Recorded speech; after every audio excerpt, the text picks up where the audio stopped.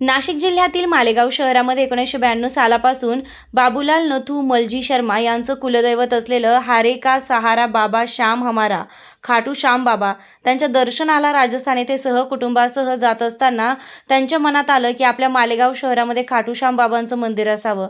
मग त्यांनी एक समिती स्थापन केली। दर महिन्याच्या एकादशीला मोठा कार्यक्रम असतो। प्रत्येक शहरातून भाविक दर्शनासाठी येत असतात। बाबूलालजी शर्मा हे बाबांची सेवा करायचे। त्यांनी बरेचसे दिवस बाबांची सेवा केली व त्यांचे निधन झाल्यानंतर त्यांचा मुलगा महेंद्र बाबूलाल शर्मा हे पुजारी म्हणून बाबाची सेवा करीत।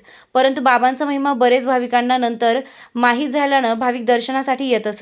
त्यानंतर श्याम बाबाची पूजा नित्यनियमानं मुख्य पुजारी विनोद महेंद्र शर्मा गोटू महाराज हे सेवा करीत असतात। सकाळी दिना मंदिर 7 वाजता उघडते, दुपारी 1 वाजता बंद, नंतर 4 ला सुरू होते व रात्री 9:30 बंद होते।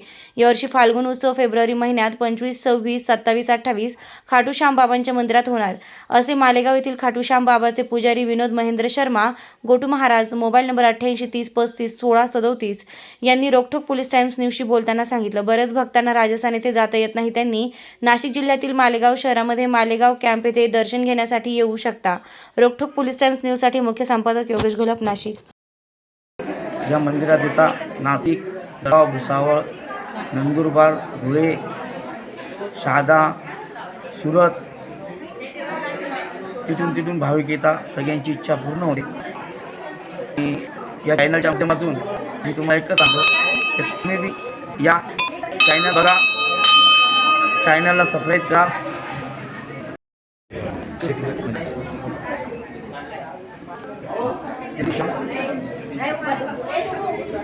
मालेगाव जिल्हा नाशिक श्यामबाबा मंदिर, पुजारी विनोद महेंद्र शर्मा उर्फ गोटू महाराज।